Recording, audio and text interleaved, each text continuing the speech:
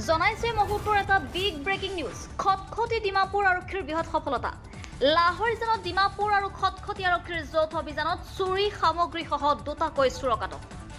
এক গোপন খবৰ ভিত্তিত খটখটি আৰু ডিমাপুৰ আৰক্ষীৰ যৌথ অভিযানত কালি নিশা প্ৰায় আনুমানিক 9 বজাত অসম নাগালেণ্ড সীমান্তৰ লাহৰীজান হনুমান মন্দিৰৰ কাষৰ বাগানৰ ভাড়াতীয়া ঘৰৰ পৰা খটখটি আৰু ডিমাপুৰ আৰক্ষীয়ে চুৰি সামগ্ৰীসহ দুটাকৈ চোৰক আটক কৰিবলৈ সক্ষম হৈছে প্ৰায় 1,23,000 নগদ টকা আৰু এখন পালচাৰ বাইকৰ লগতে কাহ পিতলৰ সামগ্ৰী আৰু এচি তাৰ উদ্ধাৰ কৰে আৰক্ষীয়ে আৰু চোৰ দুটা হ'ল ক্ৰমে লাহৰীজান হনুমান মন্দিৰৰ কাষৰ বাগানৰ নুৰ হকৰ পুত্ৰ হবিবুৰ ৰহমান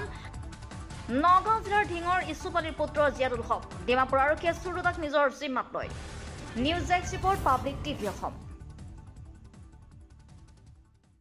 কোৱাচোন টকা কিমান দিছিলি এনে 7টা-8টা বান্ডিল আছিল দাদা কৰ পৰা লৈছিল পইচা দিনে টাউনতে টাউন ক'ত মুৰ্গীপুটি কেনেকুৱা সোমালি ভিতৰত আৰেকজন আছিল দাদা হেও আছিল লগে কেনেকুৱা সোমাব পাৰিছ ভিতৰত মানুহ ঘৰৰ পৰা কৰিছ না দোকানৰ পৰা ঘৰতে হা ঘৰতে কোন কোন আছিলে তোৰ লগত আৰেকটা আছিল অকলে না দুইজন আছিলে দুইজনে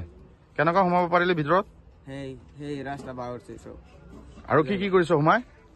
পইচা লৈ ঘৰত মানুহ আছিলে না মানুহ কোনবা নাছিলে না না থাকাৰ কাৰণে তহঁতি এনেকুৱা কৰিব পাৰিছ না কি কৰিছ পইচা আনছি কি আৰু আৰ কিছু কিমান টকা লৈছিলি আমি আনছি ধৰনা 3 লাখ মান